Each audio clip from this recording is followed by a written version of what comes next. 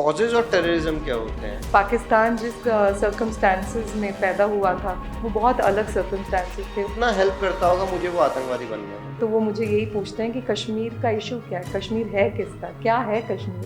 पाकिस्तान की नज़रों में कौन सी इतनी ऑर्गेनाइजेशन है जो हमने टेररिस्ट घोषित की हुई है?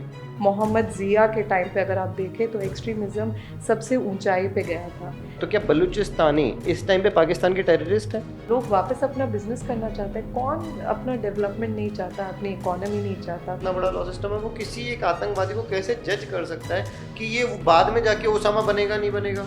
उसको मारने से कोई भी हल नहीं निकलेगा। नमस्ते, सलाम, सत श्री अकाल दोस्तों। मैं हूं अमर और आप देख रहे हैं कुदरत स्टूडियो का एक और पॉडकास्ट। दोस्तों, आज हमने एक जंग छेड़ी हुई है, टेररिज्म, आतंकवाद के अगेंस्ट। आज हम इस जंग के अंदर हैं। हम एक देश से जंग लड़ रहे हैं टेररिज्म के अगेंस्ट, तो हमको जानना बनता है कि टेररिज्म या आतंकवाद होता क्या है, कैसे ये बनता है, क्या इसकी मेंटलिटी होती है, क्या कितना रिलीजन टेररिज्म के अंदर इम्पोर्टेंट पार्ट होता है। इन सब की जानकारी देने के लिए हमारे साथ जुड़े हुए हैं डॉक्टर नेहा। ये हैं एक पीएचडी स्कॉलर जिन्होंने अपनी पीएचडी कंप्लीट की है टेररिज्म इन पाकिस्तान। इन्होंने अपनी मास्टर्स कंप्लीट की हुई है social and history political science में। दोस्तों, इन्होंने सर्टिफाइड कोर्सेज किए हुए हैं ह्यूमन राइट्स के अंदर, न्यूक्लियर पावर के अंदर, एनर्जीज के अंदर। तो इनसे अच्छी पर्सनैलिटी नहीं होगी ये सब जानने के लिए कि हाउ टेररिज्म वर्क्स, टेररिज्म की डेफिनेशंस क्या होती हैं। चलो वेलकम करते हैं नेहा जी का हमारे कुदरत स्टूडियो में और जानते हैं टेररिज्म के ऊपर। Welcome ma'am in our studio. नमस्कार। नमस्कार ma'am. Ma'am, what is terrorism definition? मेरे को अगर टेररिज्म की डेफिनेशन जाननी हो, आतंकवाद क्या होता है, तो वो क्या है? आतंकवाद को आप किस तरह से इलेबरेट करोगे? टेररिज्म की कोई परिभाषा है ही नहीं। पूरे जो संसार में अलग अलग देश हैं वो यही अलग अलग डेफिनेशंस प्रपोज करती हैं और आज तक एक भी डेफिनेशन अप्रूव नहीं हुई है, क्योंकि as they say there is a famous phrase also that one man terrorist is another man's freedom fighter. इस ही कन्फ्यूजन और कनड्रम की वजह से कोई भी एक डेफिनेशन अभी तक कहीं पे इंक्लूड नहीं की गई है। कोई परिभाषा है ही नहीं टेररिज्म की। लेकिन फिर भी अगर कोई समझना चाहे कि टेररिज्म क्या होता है तो हम ये समझाते हैं कि जब आप सिविलियंस पे वायलेंस करते हैं किसी भी रीज़न की वजह से, वो आइडियोलॉजिकल हो सकता है, वो आपके कंट्री के इंटरेस्ट की वजह से हो सकता है, तो उसे टेररिज्म कहा जाता है। क्योंकि अगर कॉम्बिटेंट्स पे अगर आप अटैक करते हैं तो वो एक तरह से कॉन्फ्लिक्ट या वॉर कही जाती है, जो कि अभी भी हम विटनेस कर रहे हैं इंडिया पाकिस्तान के बीच में। लेकिन जब सिविलियंस पे अटैक किया जाता है और जब सिविलियंस भी अटैक करती है तो उसे टेररिज्म कह सकते हैं। मैम, कॉजेज और टेररिज्म क्या होते हैं? किन कॉजेज की वजह से टेररिज्म को अपन क्या मतलब उत्पन्नता मिलती है, मतलब किस तरीके से ये पैदा होता है, क्या इसके रूट्स होते हैं? सबसे बड़ा कारण अगर मैं कहूँगी किसी भी कॉन्फ्लिक्ट का, तो वो होता है लैंड, वो होता है टेरिटरी, और उसके बाद होती है आइडियोलॉजी। अलग अलग रीजन्स में हम देखते हैं कि कॉन्फ्लिक्ट है, वायलेंस है, अलग अलग टेररिस्ट ग्रुप्स हैं, तो उनका मेजर कारण टेरिटरी और आइडियोलॉजी होता है। उसके बाद वो चीज़ अट्रैक्ट क्यों करती है लोगों को? क्योंकि पॉवर्टी है, क्योंकि एजुकेशन नहीं है।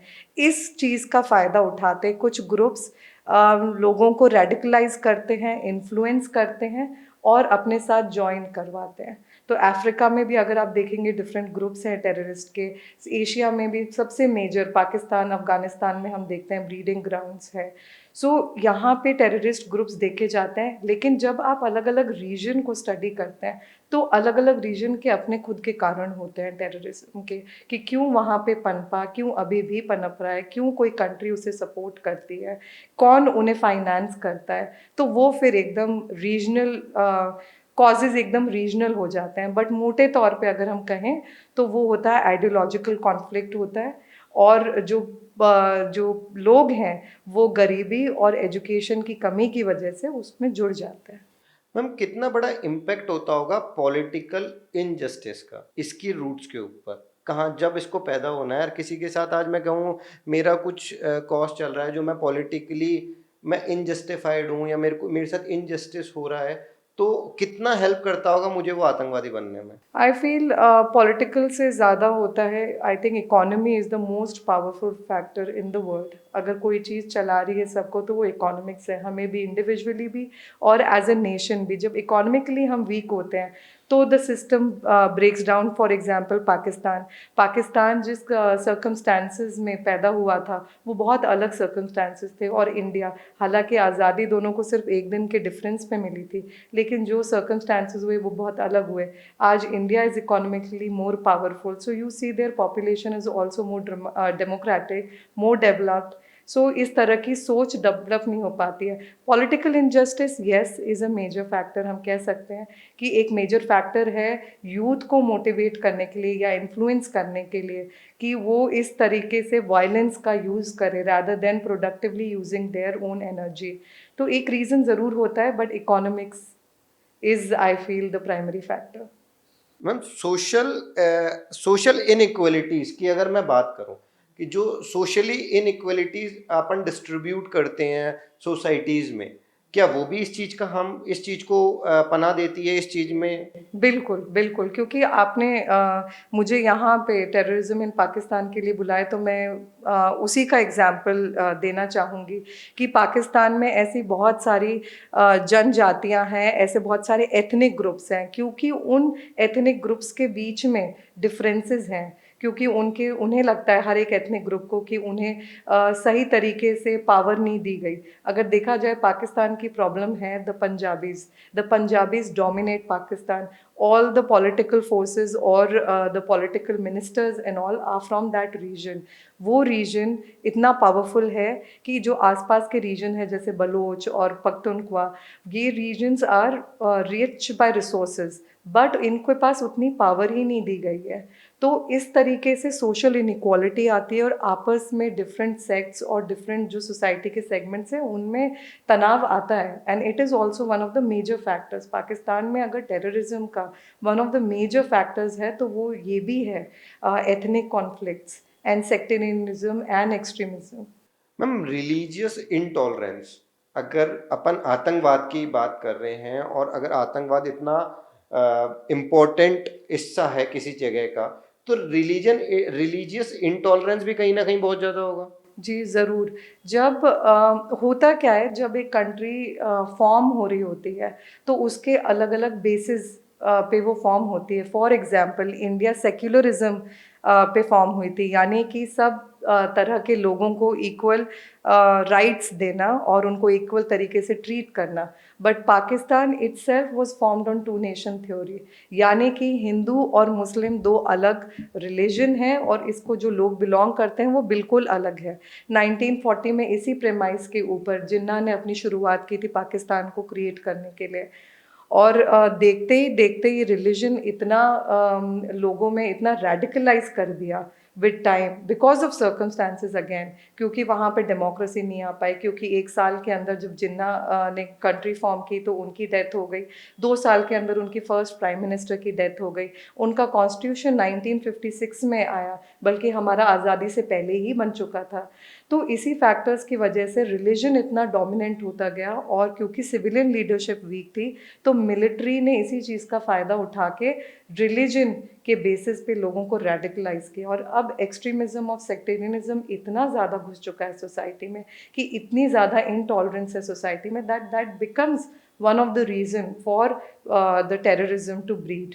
एंड हालांकि अगर आपने न्यूज़ में देखा होगा तो वहाँ पे एक बहुत बड़ा सोशल मीडिया पे इंसिडेंस भी हुआ था, जब एक लेडी ने कुरान के कुछ टेक्स्ट उनकी ड्रेस पे बने हुए थे, and so many people surrounded हर, एक मॉब, और बल्कि फीमेल पुलिस कर्मचारी को बुला के उन्हें वहाँ से निकाला गया। सो इतनी ज़्यादा इनटॉलरेंस है वहाँ पे कि फर्स्टली वुमेन के अगेंस्ट भी उनको अच्छे से इक्वली ट्रीट नहीं करते हैं। तो at the same time religious intolerance बहुत ज़्यादा है, विच जो हर मिलिट्री लीडरशिप और हर सिविलियन लीडरशिप ने उसका फ़ायदा उठाया। मोहम्मद ज़िया के टाइम पे अगर आप देखें तो एक्सट्रीमिज़म सबसे ऊंचाई पे गया था। To justify his military rule, to justify his dominance, he used religion. और उस टाइम पे कहा जाता है कि पाकिस्तान में बहुत ही लेवल तक रिलीजियस इंटॉलरेंस आ गया था, और फर्दर अपनी पावर को यूसअप करने के लिए उन्होंने इंडिया को एक एनिमी की तरह दिखाना चाहा, जो शुरू से ही मिलिट्री दिखाती है पाकिस्तान में। क्योंकि जब तक आप एनिमी नहीं दिखाओगे, आप फियर इंस्टिल नहीं करोगे, और जब तक फियर नहीं होगा लोगों में, तो आप कैसे जस्टिफाई करोगे कि आपकी ज़रूरत है। मैम, इतनी इम्पोर्टेंट कन्वर्सेशंस के बाद अगर मैं टेरर को डिफाइन करना चाहूँ, टेररिज्म को डिफाइन करना चाहूँ, तो क्या इसको इतनी इजी बेसिस पे अपन डिफाइन कर सकते हैं? या तो किसी इंसान को इंसान मार दे उसको टेररिस्ट कहेंगे, या कोई पॉलिटिकल पार्टी तुम्हारे सर पे बंदूक रख के किसी का डर बनाए उसको टेररिज्म कहेंगे?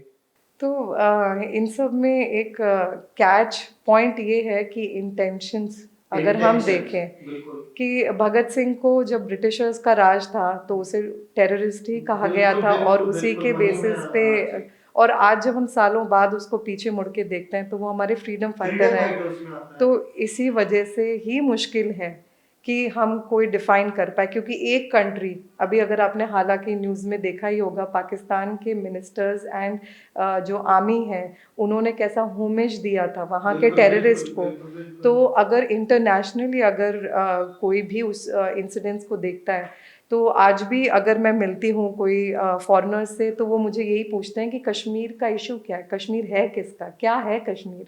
तो मैं कहती हूँ because I am an Indian, I say that it is part of our country. And अगर आप किसी पाकिस्तानी से पूछेंगे तो वो बोलेंगे कि वो उनका है। उनका है। तो बल्कि वो डिस्प्यूटेड में गया हुआ है। और तो वहाँ पे जो भी लड़ रहे होंगे, तो कोई उन्हें फ्रीडम फाइटर बुलाएगा और कोई टेररिस्ट बुलाएगा। अगर वो हमें अटैक करते हैं तो हम उन्हें टेररिस्ट ही बुलाएंगे, हमारे लिए वो टेररिस्ट ही है।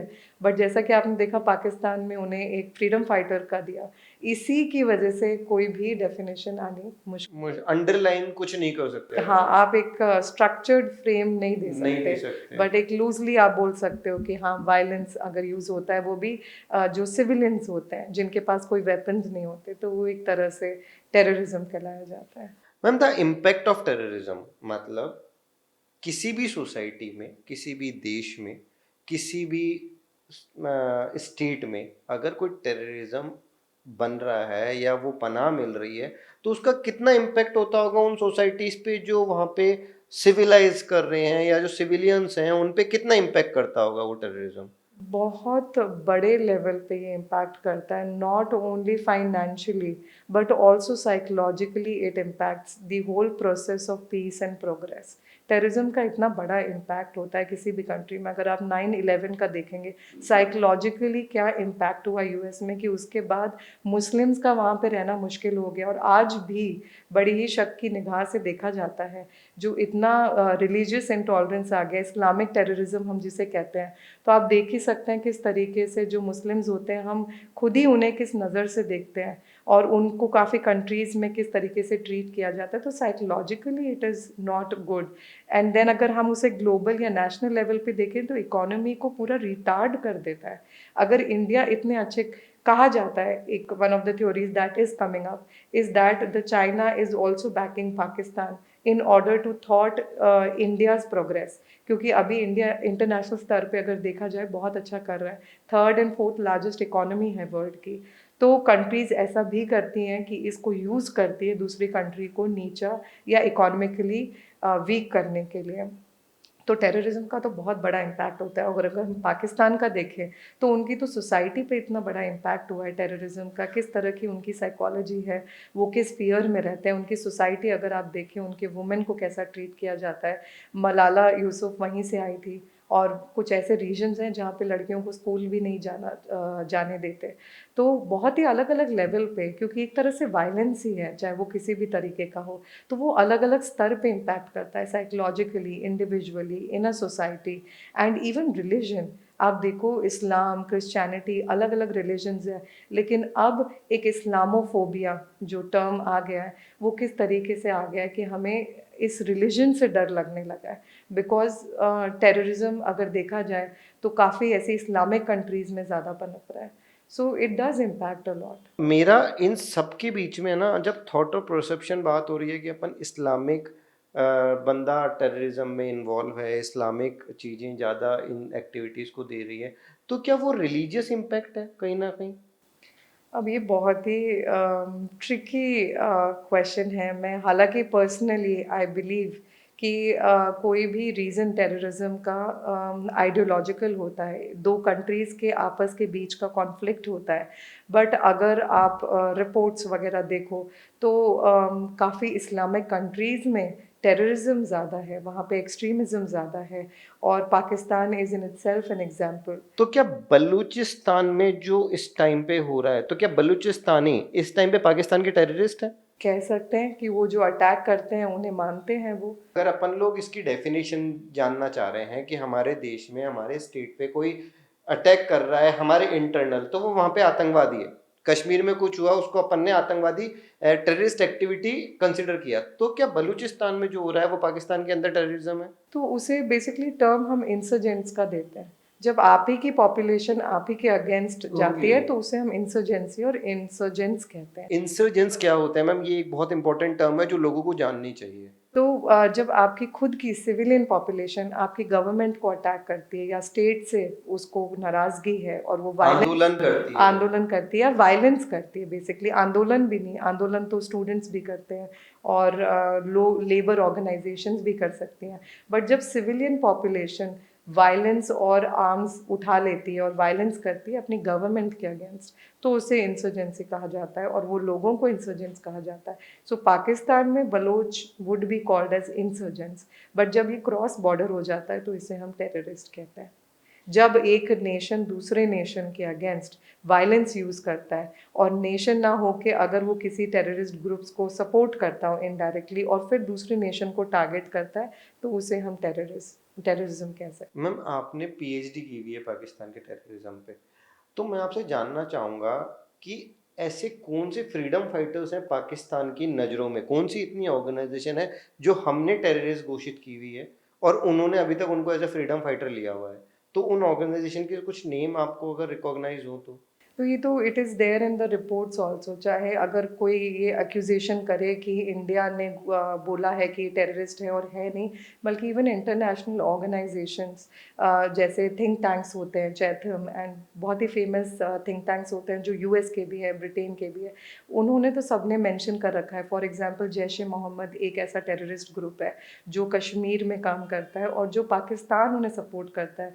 इवन क्रिस्टीन फेयर एक फेमस अमेरिकन पॉलिटिकल साइंटिस्ट है एंड स्कॉलर है जिन्होंने बहुत स्टडी की है पाकिस्तान और टेररिज्म में, वो तो आराम से खुलेआम अपने इंटरव्यूज़ में कहती है कि Pakistan supports terrorism and it is the breeding ground of terrorist groups.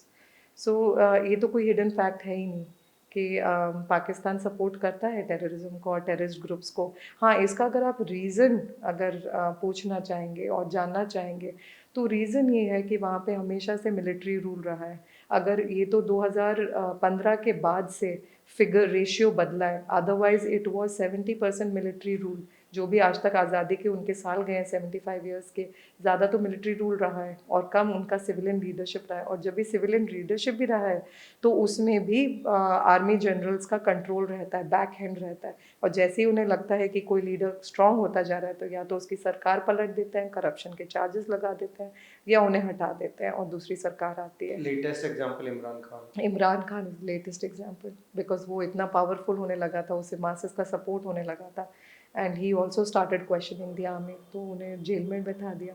एक ऐसा बंदा, मतलब अपार्ट फ्रॉम टॉपिक, बट ऐसा बंदा जिसने आपकी कंट्री को रिप्रेजेंट किया, आज क्रिकेट को उनकी वजह से सब जानते हैं, एक ऐसा बंदा जो आपका पीएम रहा हुआ है। We respect our ex PMs. आज हमारे हमारे इंडिया के कल्चर्स में अगर हमारे पास कोई एक्स पीएम है हमारा, तो वी रेस्पेक्ट हिम। आज मनमोहन सिंह, उनसे बड़ा इकोनॉमिक्स कोई नहीं हो सकता और हम उनको कितना रेस्पेक्ट से देखते हैं। सिमिलरली सेम टाइम पे आजाद हुआ हुआ एक दूसरा देश जिसके अंदर इतनी हुतल पुतल है कि उनको खुद नहीं पता कि वो किस प्लेटफॉर्म पे खुद को रन कर रहे हैं, एंड दे इनफैक्ट चार्ज कि हम उनसे आगे हैं, हम इंडिया से आगे हैं, हम इंडिया पे युद्ध जीत गए। अरे युद्ध तुम जब जीतोगे जब तुम खुद अंदर अपना युद्ध जीत पाओगे। सही बात है, और यही कहते हैं कि एक डेमोक्रेसी और एक मिलिट्री रूल के बीच में फ़र्क क्या है। ये जो आपने एग्जाम्पल दिया, ये in itself is a very big example कि एक डेमोक्रेसी और मिलिट्री रूल में क्या फ़र्क है। एक बार मैं आपको इंसिडेंस बताऊंगी, मैं श्रीलंका गई थी, तो वहाँ पे मैं एक पाकिस्तानी ऑफिशियल से मिली थी। तो you won't believe he was part of the government, and so there was a debate going on कि क्या मिलिट्री रूल होना चाहिए, क्या अच्छा है किसी देश के लिए मिलिट्री रूल होना, या डेमोक्रेसी होनी चाहिए, यानी कि लोगों का रूल होना चाहिए। तो ही हिमसेल्फ सेड कि मिलिट्री रूल अच्छा है, अगर सिविलियन लीडरशिप नहीं कर पा रही तो क्या बुरा है अगर मिलिट्री रूल हो। तो ये तो वहाँ के लोगों की सोच है, और वो बिलीव करते हैं कि मिलिट्री रूल, क्योंकि मिलिट्री उन्हें वही दिखाना चाहती है, इंडिया का थ्रेट बता के वो यही दिखाती है उन्हें, और इसी साइकोलॉजी पे प्ले करती है आर्मी। अगर आपको किसी की नस्ल खराब करनी हो ना, तो उसकी 2 जनरेशंस को पढ़ने मत दो। So true. अगर आपने उसकी 2 जनरेशंस को बिना पढ़े बड़ी कर दी, तो जो थर्ड जनरेशन है वो वही बिलीव करेगी जो आप बिलीव कराना चाहोगे। अगर अगर आप उनकी टेक्स्ट बुक्स अगर आप देखेंगे तो उसमें जो नैरेटिव और उसमें जो वो बातें कहते हैं वो टोटली कॉन्ट्रडिक्ट करेगी जो हम कहते हैं। बिल्कुल बिल्कुल। सो आप सही कह रहे हो कि अगर आप सोच को टारगेट कर देते हो और उनके उनमें से सोचने की क्षमता हटा देते हो by taking the power of education, तो आपने फ्यूचर जनरेशन वैसे ही रोक दी है और क्वेश्चन ही नहीं करेगी। बट क्या आदमी इतना बेवकूफ हो सकता है कि उसके मन में कंपैरिजन ना हो?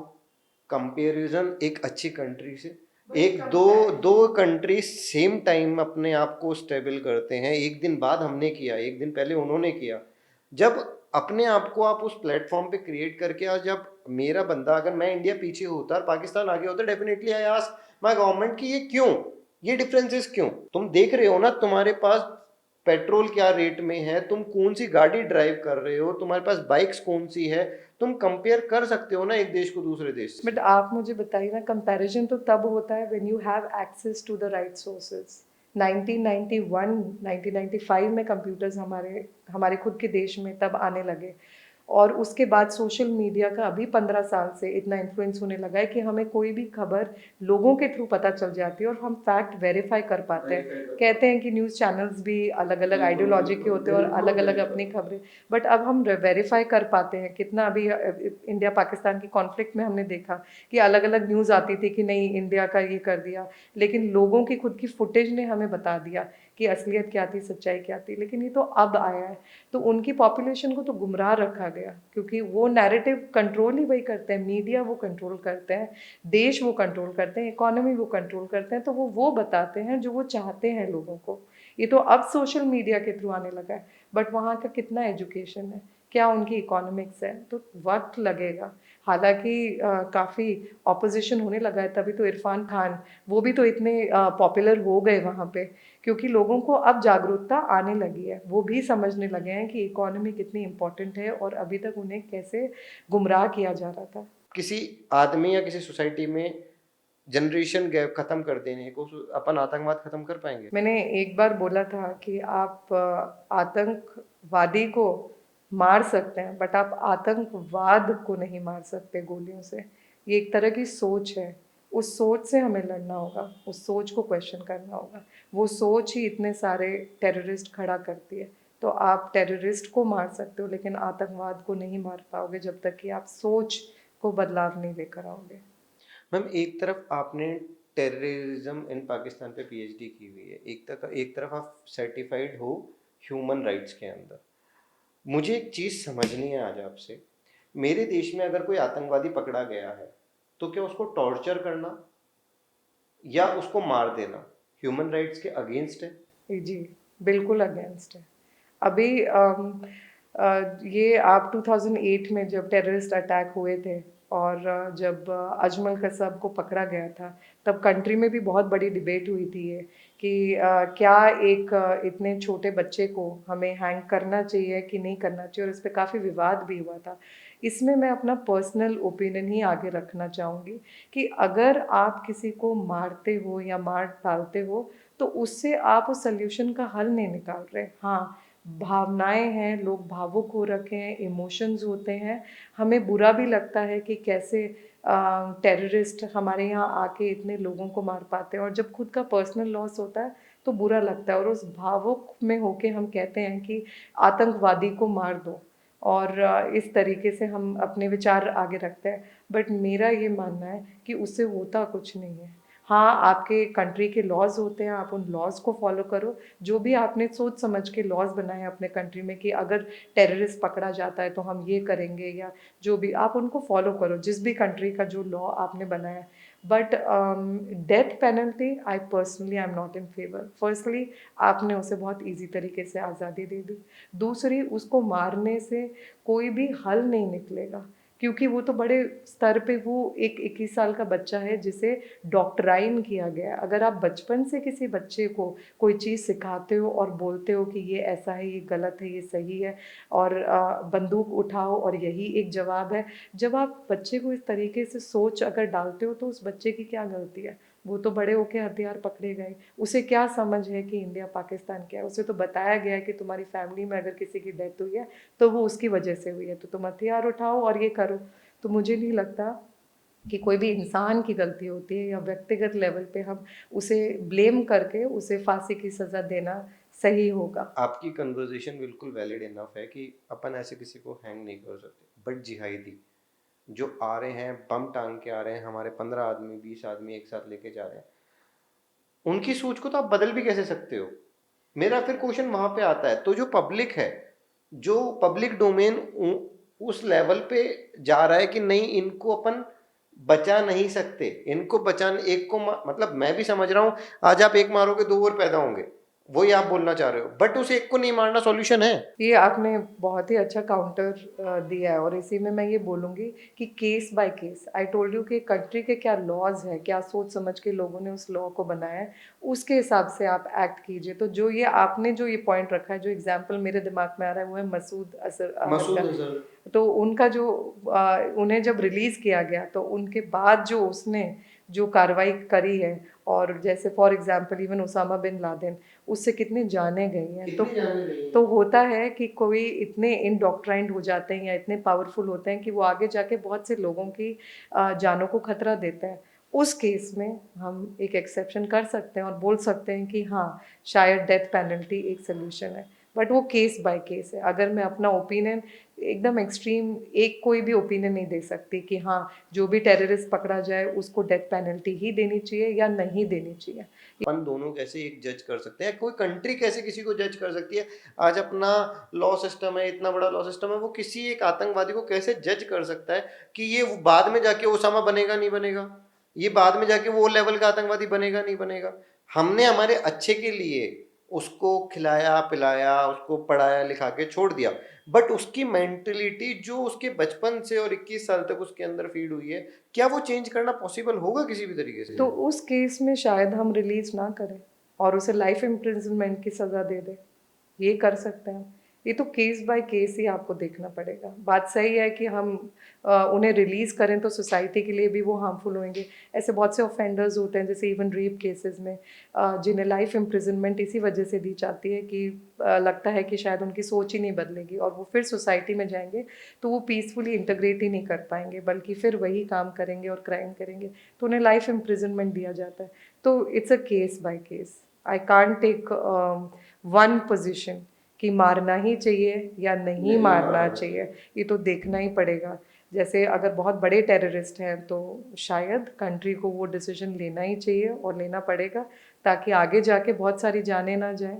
Ma'am, what's the role of religion in terrorism? आज के दिन तो जो 21st सेंचुरी में अगर हम टेररिज्म को अगर बोलते हैं तो हम रिलीजियस टेररिज्म ही बोलते हैं। तो बहुत बड़ा रोल है, क्योंकि रिलीजन के बेसिस पे लोगों में इतना रेडिकलाइजेशन हम ले आए हैं, इतना एक्सट्रीमिज़म ले आए हैं कि आपको कोई और चीज़ को जस्टिफाई करने की ज़रूरत ही नहीं पड़ती। आप बस एक रिलीजन का उन्हें बता के और उन्हें सुसाइड बॉम्बर्स बना पा रहे हैं आप। तो रिलीजन तो बहुत बड़ा है और एक बहुत इम्पॉर्टेंट फैक्टर हो गया आज के टाइम पे इंडॉक्ट्रिनेशन का। और मेजॉरिटी अगर आप टेररिस्ट ग्रुप्स देखें तो वो एक पर्टिकुलर रिलीजन से आती है। तो हालांकि मैं still I would not accuse any particular religion, but yeah, religion is an important factor. Ma'am, क्या ये जरूरी नहीं है कि अपन को इन दोनों के बीच की कड़ी को समझना पड़े इसका सॉल्यूशन देने के लिए? हो सकता है।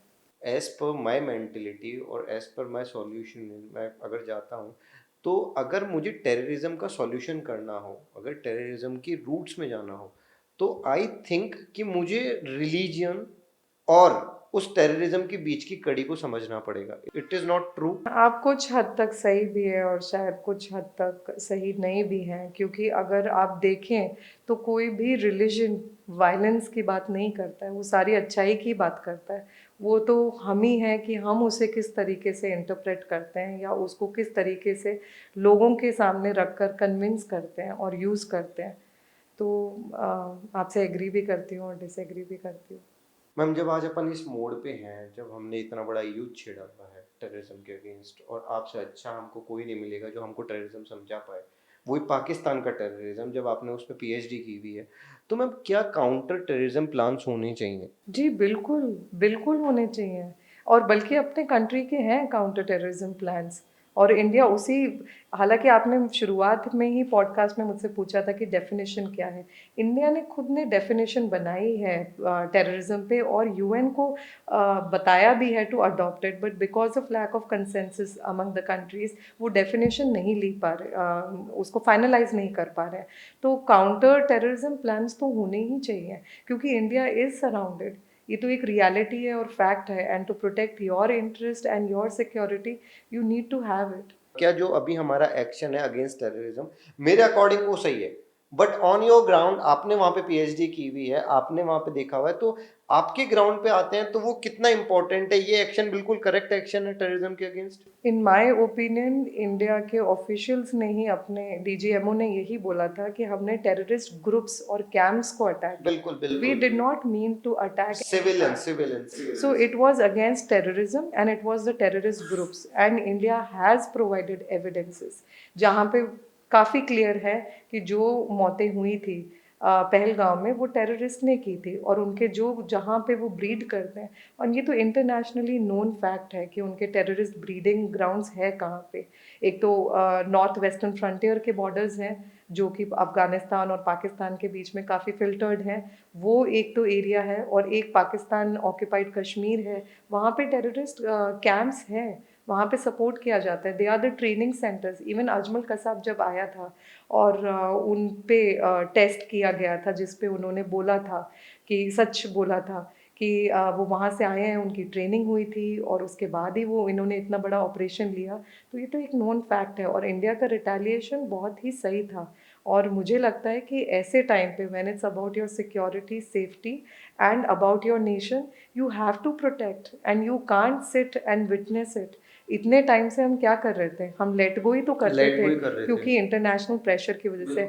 आज भी हमने अगर सीज़ फायर किया है, लेकिन आई स्टिल बिलीव कि गवर्नमेंट ने कुछ सोच समझ के ही सीज़ फायर किया होगा and there is a plan that must be undergoing and may be in some time we will see that.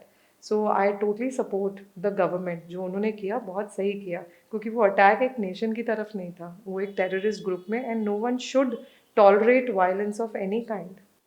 Ma'am, your father is a army officer, आपने बहुत टाइम कश्मीर में निकाला, कश्मीरियों के साथ निकाला।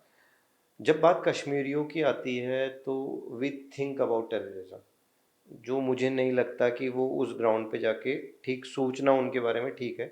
बट आपका इस मामले में क्या कहना है कि कश्मीर के अंदर क्या ऐसा है?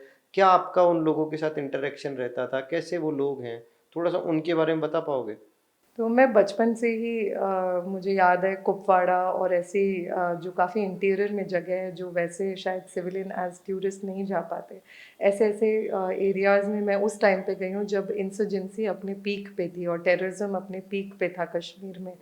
तो वहाँ पे मुझे कुछ ऐसे याद हैं जब मैं इंटरेक्ट करती थी, जो लोकल्स होते थे, जो लेडीज़ होती थी, हम पहाड़ पे जैसे चढ़ के जाते थे साथ में पापा के, तो बीच में ऐसे छोटे छोटे घर आते थे but they were so cordial, they were so warm और थोड़े डरे हुए भी रहते थे वो। लेकिन कभी भी मुझे ऐसा फील नहीं हुआ कि लोग ऐसे हैं वहाँ के, बल्कि मुझे लगता है कि वहाँ के लोग बहुत ही वार्म हैं, बहुत ही हम्बल हैं और बड़े ही प्यार से आपको वेलकम करते हैं।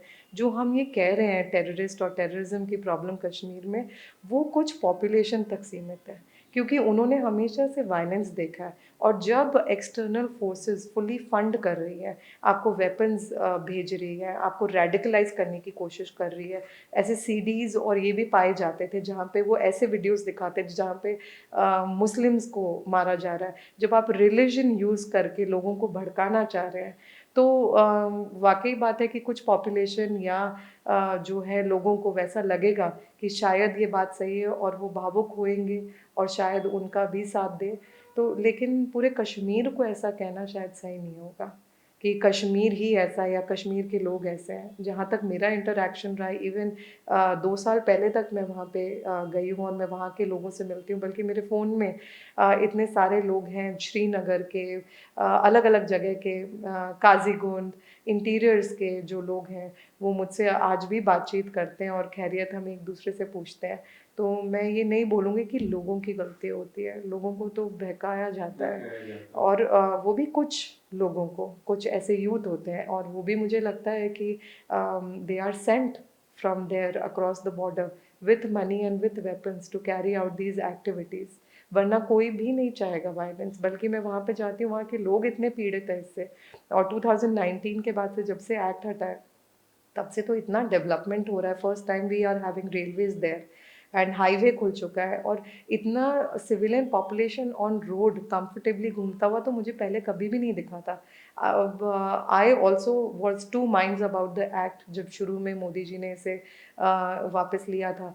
बट जब मैंने 370 उसके, हाँ 370, आर्टिकल 370, बट जब मैंने उसको चेंजेस देखे, जब मैं उसके बाद भी गई, तो it did force me to change my opinion कि वाकई में काफ़ी बदलाव आया है। लोग फ्रीली रोड पे घूमते हैं। इवन अटैक्स के बाद आप देखेंगे तो लोग वापस अपना बिजनेस करना चाहते हैं। कौन अपना डेवलपमेंट नहीं चाहता, अपनी इकोनॉमी नहीं चाहता, कौन पीस नहीं चाहता, सब चाहते हैं। बट बिकॉज ऑफ सर्टन हमने उनको पढ़ाना लिखाना स्टार्ट कर दिया तो वो जनरेशन गैप खत्म हो गया, ऐसा कुछ बोल सकते हैं? क्योंकि वो अब इतने मैच्योर्ड हो गए कि वो अपना कुछ अच्छा और बुरा समझ सकते हैं। आई थिंक आप हमने इतना इतना उन्हें अलूफ कर रखा था कि इतनी अंडरस्टैंडिंग ही नहीं बढ़ पा रही, मतलब दोनों में इतनी बढ़ ही नहीं पा रही थी कि हम समझ पाए। बस हम सुनी सुनाई बातों पे चल रहे थे।